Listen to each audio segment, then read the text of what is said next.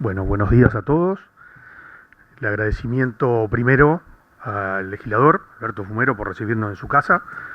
Es un gusto siempre estar acá en el Palacio Legislativo. Agradecer a Pablo como presidente de Sertal y estribar antes de presentar a los expositores en varias cosas que se han dicho en la mañana que me parece que van a dar con mayor claridad por qué es importante que estas cosas sucedan. Se habló de la sinergia, recién los doctores Couto y Villalba hablaban con total claridad de la sinergia entre lo público y lo privado. También se habló, la doctora Servieri, de que estos ámbitos donde se pueden encontrar públicos y privados de una manera más cercana, y también cuando lo mencionó el presidente de la Asociación de Fiscales de Paraguay, que a veces con una copa de vino las ideas fluyen más natural y más sanamente para encontrar ese punto entre lo público y lo privado. Y me quedo para el final con lo que dijo el doctor Chediak, que me parece revelador. Dos cosas que dijo, de todas las cosas interesantes que dijo. Una, tenemos que saber cuál es el negocio. O sea, él fue y escuchó. A ver, estamos hablando del doctor Chediak, que ahora como amigo y ahora que salió y vuelve en un rato me dijo, 3 veces presidente de la Suprema Corte de Justicia. No hay caso en el mundo. Tenemos que valorar lo que es Chediak en el mundo de la justicia. Y él dice, tuvimos que ir a escuchar a los privados para entender cuál era el negocio. Es bien importante eso que dijo, pero bien importante. Y lo otro interesante que yo rescataría de lo que dijo es que hay que regular, no asfixiar a los privados con excesivas regulaciones en un país como el uruguayo, que nos jactamos de esa estabilidad y todo lo bueno que ha destacado toda la mañana toda la gente que ha hablado del Uruguay. Pero la verdad que a veces nos pasamos para el otro lado. Y el TOCAF es una cosa interminable, y el Tribunal de Cuentas y la Justicia y la Suprema Corte, a veces los tiempos. Entonces, en toda esta cosa tan linda que se ha pasado acá y que se ha dicho todo lo bueno que se ha dicho, tenemos que también entender qué es lo que está pasando en el mundo real. De los que invierten, arriesgan, crean fuentes de trabajo y tienen una visión tan buena como la que se ha dicho acá, pero tiene esas cosas que la tecnología puede ayudar o puede ser una oportunidad para que esas cosas cambien. Entonces, dicho todo esto como preámbulo, vamos a dar paso a presentar a los 4 expositores. No es una mesa que ande con chiquitas, acá estamos hablando de miles de millones de dólares invertidos ya y miles de millones de dólares por invertir en breve en el Uruguay. O sea que son voces autorizadas. Estamos hablando de un país chico como el Uruguay, le digo para una cantidad de argentinos y paraguayos que de repente no toman real dimensión de lo que es la mesa que hay acá. Pero en términos uruguayos es mucho. Así que le voy a dar la palabra primero a Ignacio Horvat, quien es ingeniero, dirigió la empresa estatal petrolera uruguaya, una de las más grandes, creo que la que factura más, 4.000 y pico de millones de dólares al año. Es un deporte y ahora está dirigiendo una de las empresas de logística más importantes que hay en el Uruguay, que es el Grupo RAS. Está bien presentado porque me dieron todo el currículum, pero es enorme. Sí.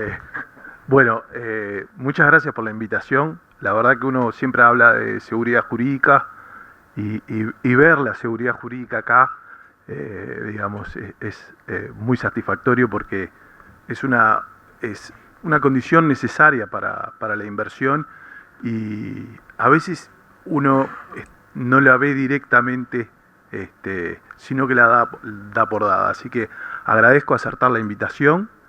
Y bueno, la idea mía es compartir un poco la experiencia.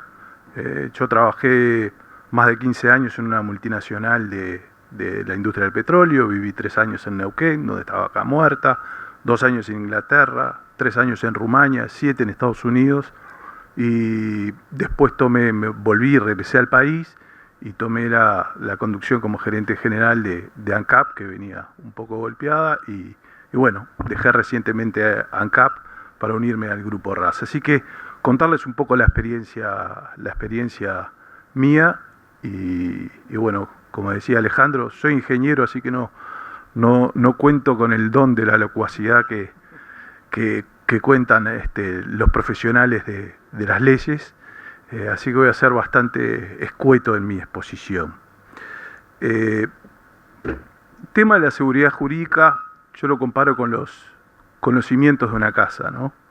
Es algo que se precisa, que muchas veces no se ve y que sin ello no se puede construir arriba, ¿no?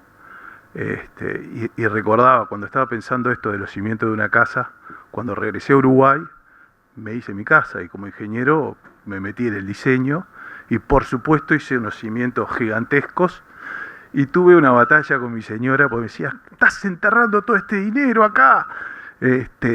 Y bueno, que no se ve. Y bueno, lo que quiero decir con este paralelismo es que muchas veces la inversión en justicia y en los sistemas jurídicos no se ve directamente, pero no se puede construir sin esa inversión en la justicia, que hoy hablaban de invertir en los sistemas, y cuando llegan las inversiones directamente uno no lo relaciona con la inversión en la justicia, pero garantizar esos sistemas es lo que permite construir arriba. Siendo un poco con mi experiencia en el exterior, sobre todo nosotros cuando evaluábamos proyectos en los distintos países, lo dividíamos en dos riesgos. Above ground, o sea, arriba de superficie, que es donde está todo el tema jurídico y la seguridad, y below ground. Y el above ground era el primero. Si no estaba la seguridad jurídica, el resto no se evaluaba. Porque el riesgo, uno debajo de superficie, el riesgo geológico, uno puede hacer modelos matemáticos, evaluar los riesgos que está asumiendo, que al final es si la geología va a funcionar y los modelos van a funcionar, uno puede llegar a un número de probabilidad de existencia de un reservorio y valorizarlo. Ahora, si arriba no hay reglas claras, si no hay justicia que llegue a tiempo, si no hay condiciones de respeto de la parte contractual, el riesgo es infinito, no se sabe, no se puede valorizar. Entonces, era la primera condición que se miraba. Y así es que países que tienen riesgo cero debajo de superficie, porque se sabe que hay petróleo y se tienen los reservorios evaluados, no reciben inversiones, porque no están esos cimientos en el lugar que tienen que estar, y no se puede construir arriba. Y países como Uruguay, que todavía no hemos descubierto petróleo, ya lo vamos a descubrir, reciben inversiones y con un riesgo geológico más grande, una incertidumbre más grande. Sí, están los modelos, están las probabilidades de descubrimientos, pero todavía no se encontró nada. Y sin embargo, en la ronda pasada se han invertido 1.200 millones de dólares en la prospección uruguaya y ahora se han firmado contratos por todo el offshore uruguayo, inversiones de similar dimensión y con buena prospección futura de haber descubrimientos. Eso con mi, digamos, la experiencia internacional. Luego, desde ANCAPI, promoviendo el Uruguay, también pude ver esa, digamos, esa importancia de esos cimientos, porque siempre cuando uno salía de Uruguay a promover, ya sea las rondas o inversiones de todo tipo, lo primero que decían, nos interesa porque hay seguridad jurídica. Después vemos el negocio y si hay negocio. Lo primero es, hay seguridad jurídica. Sabemos que si invertimos ahí nos van a respetar los contratos, etcétera, etcétera. Bueno, muchas gracias Alejandro, muchas gracias a Sartal.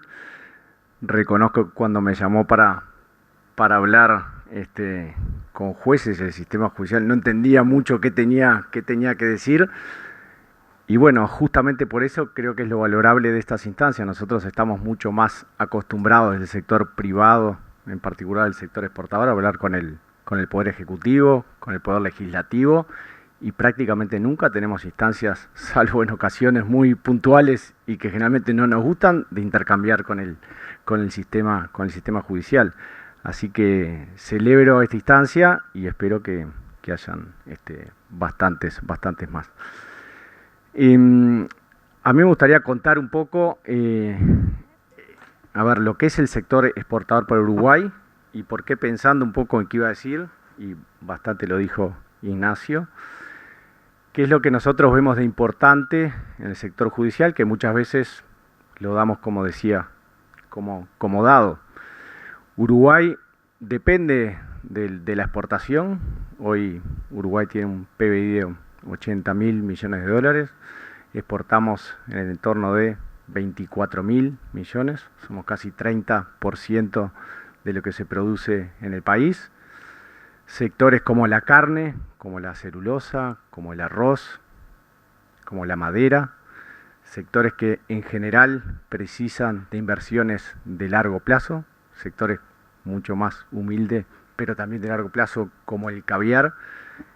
Recuerdo, hace un par de años estaba en una cena en Argentina con Macri, contando un poco la historia esta del caviar, y su pregunta fue: sí, ¿y por qué en Argentina no hay estas plantas de caviar? Yo no sabía mucho qué responderle, porque la realidad es que yo en ese momento recuerdo que le dije, bueno, por la misma razón que quizás las celulosas vinieron a Uruguay y no fueron a Argentina. Porque lo primero que estos inversores buscan es seguridad jurídica. En general se habla mucho de y hoy en día el tema de la democracia lo estamos viendo acá, justo en estos días con la cumbre del Mercosur, donde, bueno, está la calle junto con el presidente electo Orsi. Lo que fue, ayer estaba también en Buenos Aires y me comentaban lo que para ellos había sido los discursos luego de las elecciones, todo eso que representa Uruguay para el resto del mundo. Y bueno, eso es algo que nosotros desde el sector privado valoramos muchísimo. Nosotros normalmente lo damos como un hecho, el tema de la seguridad jurídica, y nos damos mucho de esto cuenta cuando salimos a otros países y vemos la importancia que tiene, que a veces nosotros, como lo tenemos como un hecho, no lo reconocemos. Es, sin lugar a dudas, en la historia turística del Uruguay, quien ha hecho más por traer turistas. Calculen que el año pasado fueron alrededor de 2.700.000 pasajeros que trasladó Buquebus. Calculen en 45 años las decenas de millones de pasajeros y de turistas que ha traído Buquebus al Uruguay. En un tema tan importante que atañe a esto del PBI que decía Facundo recién, el turismo pesa y pesa mucho, y está en estos 45 años, tal vez sea en los próximos 12 o 24 meses, los más importantes de la compañía, con inversiones de todo tipo.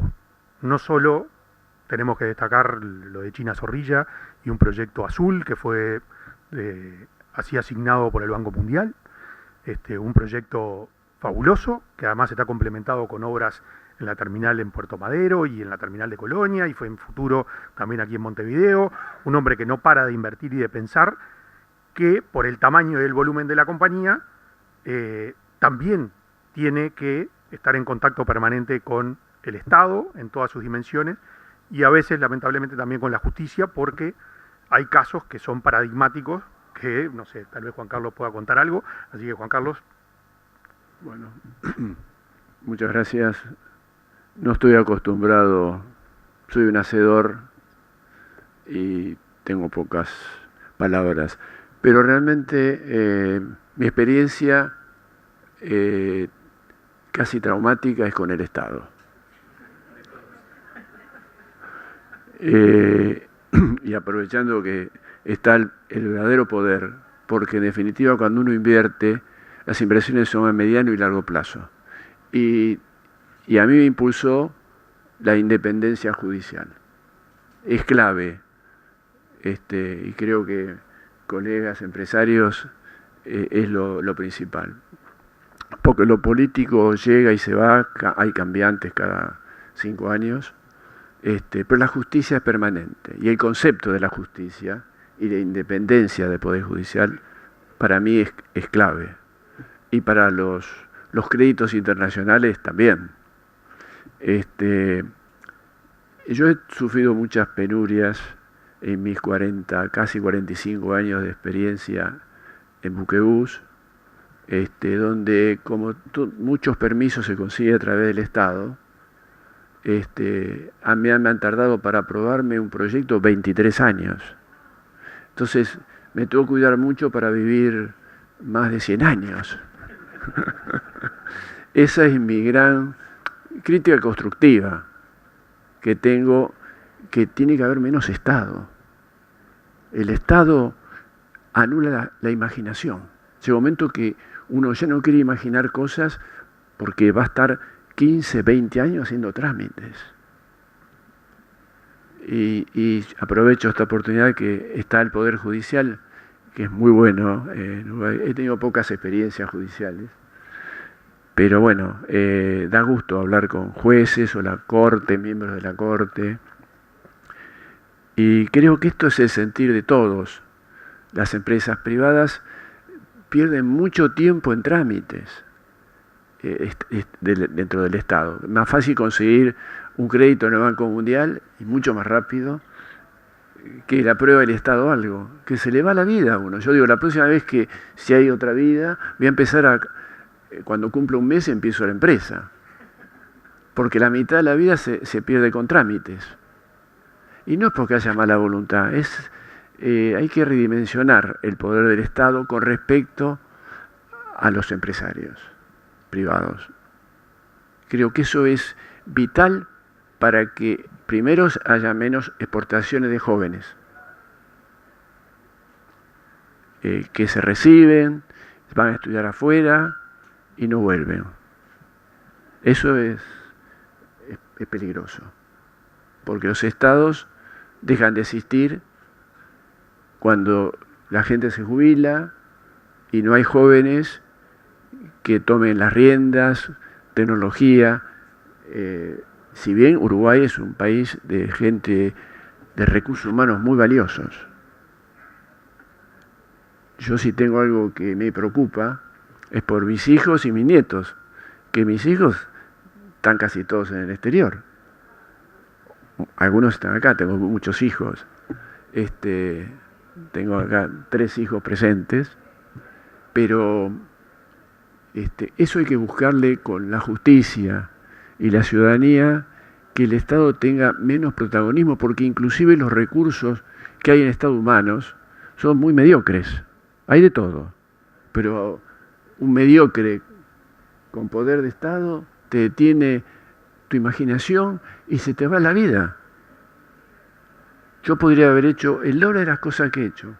Me llevan tantos trámites en el tiempo que realmente me siento hasta frustrado muchas veces. Porque me gustaría tener muchos más miles de empleados. Bueno, eso es un poquito sintéticamente mi intervención. Que luchemos todos para que el Estado se reduzca, porque eso es vital para el crecimiento de Uruguay, que los jóvenes, si quieren estudiar afuera, que vayan, pero que vuelvan, porque saben que tienen muchas oportunidades acá. Nada más, muchas gracias. Agradecer también la presencia del diputado Martín Tierno, que además no lo había visto. Estoy mal de la vista, pero agradecer la hospitalidad de recibirnos. Además de Tito, que ya lo saludé. Ahora le voy a ceder la palabra a Fabián Ibarburu. Él es el gerente general de la CAF. Aquí hay un representante regional también de la CAF, y como Corporación Andina de Fomento y como financiador de muchos proyectos, y como parte de lo que yo digo de esta mesa, que encuentran aquí todos ustedes, fiscales y jueces, el mejor ambiente desde el punto de vista de otro lugar de la economía, para poder ayudarlos a ustedes a modernizarse, a avanzar tecnológicamente. La tecnología es una oportunidad al final del día de acortar los tiempos, porque si ustedes hablan con el sector privado, el tema tiempos se termina convirtiendo como en un loop. Todo el tiempo estamos volviendo al tiempo, todo el tiempo. Pero dentro de las certezas y la estabilidad jurídica, además de política, está también el por qué suceden estas cosas. Y suceden estas cosas porque hay organismos como la CAF, que están haciendo cosas maravillosas, que vinieron, se instalaron aquí en el Uruguay y que le están dando una dimensión a toda la actividad privada que tiene que ver con una mirada parecida a la del empresario, pero es complementaria. Está como en el medio muchas veces. Con lo cual nos parecía muy valioso, también invitamos a otros organismos, ¿no? Pero bueno, Fabián es hoy un poco la voz cantante de lo que sería un análisis de la región, porque, y también digámoslo, ¿qué ¿Qué los une casualmente, además, a los que están sentados aquí? Dos cosas. Uno, que trabajan regionalmente. O sea, no es una experiencia Uruguay, es una experiencia regional. Todos los que están sentados acá piensan en clave regional. Lo otro que increíblemente y casualmente es el puerto. Están todos acá vinculados en alguna u otra medida por el puerto de Uruguay. Si será importante el puerto, y si yo les pongo a enumerar todas las cosas que hay que uno tiene que conseguir de sellitos y de trámites y de lugares por donde pasar para llegar al puerto, y los ministerios que hay que ir, y todos los lugares, bueno, ojalá puedan compartir ahora dentro de un rato una copa de vino y un rico almuerzo, y van a escuchar cosas que tal vez no sean tan políticamente correctas de decir en un micrófono. Pero bueno, Fabián, te cedo la palabra. Gracias, Alejandro, y gracias, Sertal, por la invitación a contarle algunas cosas. Nosotros en CAFAM lo que hacemos en Uruguay es una subsidiaria de la CAF, y lo que hacemos es gestionar fondos de inversión, y los invertimos básicamente en proyectos de infraestructura. En Uruguay, en ferrocarril, en proyectos viales, en proyectos educativos, edificios educativos, y ahora, si sale, una planta potabilizadora en la localidad de Arasatí, en Uruguay. Entonces, como financistas, y cuando alguien mira al país, después vamos al carril de las empresas, pero lo primero que vemos cuando vemos las cuestiones en forma internacional o regional son los países.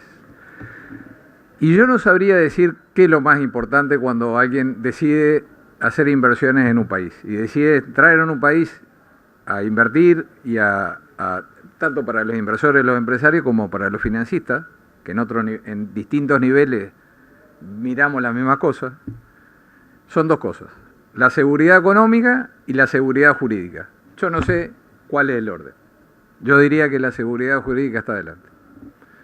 Y eso que es el imperio de la ley, las reglas claras y qué tanto se cumplen los contratos. Y ahí no depende de la justicia o del poder judicial, sino del ambiente de negocios de cumplimiento de contratos. Porque hay países que son estructuralmente cumplidores de contratos, las partes, y hay países que son incumplidores de contratos. Estados que son cumplidores, y estados incumplidores, y privados que son cumplidores. Y eso es difícil de medir, y hay indicadores internacionales. Y eso hace mucho de las cosas. Y ahora les voy a decir una cosa, porque a López Mena no le gusta el Estado, y a nosotros, a los financistas, no nos gustan los jueces. Entonces, cuando nosotros hacemos contratos de financiamiento, ponemos una cantidad de capas para no llegar nunca a la justicia. Pero lo digo en el sentido de broma, pero la realidad es que lo más importante de todo es que al final del día sabemos que está la justicia ahí, que podemos resolver las cosas. Entonces nosotros primero hacemos contratos, nos pasamos un año discutiendo contratos. Banco Mundial, ¿cuánto llevó? Bien, 7 meses, un año, 3 meses. Sí, ya lo sé. Nosotros fuimos también y no tuvimos suerte. Y entonces discutimos un tiempo larguísimo en hacer unos contratos que tienen muchísimas páginas. ¿Y qué pretenden esos contratos? No tener conflicto. Porque después que arrancamos, siempre hay situaciones que decimos, bueno, ¿y acá qué fue lo que pusimos en el contrato? Ah, esto se resuelve de esta manera. Fenómeno. Tratamos de prever todo y se nos escapan cosas. Entonces no funciona el contrato. Entonces ponemos cláusulas, resolución de partes. Juntémonos, tratemos de arreglarlo. No nos arreglamos. Vamos a buscar un mediador. No nos arreglamos. Cláusulas de arbitraje. Ya nos metemos en la justicia, ¿no? Porque los arbitrajes ya se parecen mucho a justicia. Y bueno, si nada de esto funciona, acá lo tenemos ustedes. Respecto a tema de tecnología, no es el bicho nuestro, pero sí el tema del ciberdelito y del lavado de activos, ¿no? En Uruguay, este gobierno que va a entrar tiene una idea. En Uruguay tenemos un doble comando y no está del todo bueno. Tenemos un doble comando en lavado de dinero, que es Senaclaf, del doctor Chediak, y la UIAF, que está en el Banco Central. Y ahí se va a unificar, lo vemos como muy positivo que se trabaje en la unificación de la gobernanza. Y naturalmente, el humano siempre tiene que estar y nunca nos va a sustituir la inteligencia artificial porque siempre hay cosas que nosotros nos imaginamos que las máquinas no lo pueden hacer. Y comparto, vamos a seguir teniendo trabajo, por suerte, creo. Por lo menos los que tenemos canas o no tenemos pelo. Pero sí la utilización de la inteligencia artificial para prever el delito, porque después que ya está hecho, mala suerte y se podrá buscar a ver quién lo hizo, pero la prevención es muy importante. Y los trabajos de estas unidades para la prevención del lavado de dinero en el negocio de la infraestructura, y todos lo conocemos ejemplos muy cercanos. El problema más importante no es la financiación del terrorismo, el problema más importante es la corrupción. Entonces se tiene que detectar, y para los financistas es una situación de mucha preocupación, porque sobre todo tenemos un riesgo reputacional enorme de financiar actividades que en algún lugar puedan eventualmente tener condiciones de corrupción. Y ahí la utilización de la tecnología para detectar actividades, personas, individuos que puedan tener de alguna manera que puedan generar algún riesgo reputacional nos parece importante. Y como último punto, la seguridad jurídica es importante pero a nivel global, ya no regional, y no es una cuestión que en países son mejores que otros, es la seguridad ambiental y los efectos que tiene el cambio climático. Capaz que no está relacionado a esto, pero no quería dejar de decirlo, porque el problema que tenemos cuando nosotros analizamos riesgos respecto a la seguridad ambiental es que el pasado no predice adecuadamente el futuro. En general, para riesgos crediticios y otro tipo de riesgos, uno mira estadísticas del pasado y más o menos puede modelar qué puede pasar en el futuro. En el clima no está funcionando. Nosotros el año pasado, yo soy de Florida, de una ciudad que está a 100 kilómetros de acá. Hay un puente que se hizo en el 1912 y este año fue el primer año en el que el agua pasó por arriba del puente, desde 1912 hasta hoy. Un año después de que tuvimos la sequía más importante del país, que tuvimos a un día de quedarnos sin agua en Montevideo. Por lo cual, los modelos mirando para atrás y además para adelante no tenemos ni idea de qué va a pasar. Y eso es una cuestión que la tecnología nos puede ayudar a ver qué es lo que puede pasar.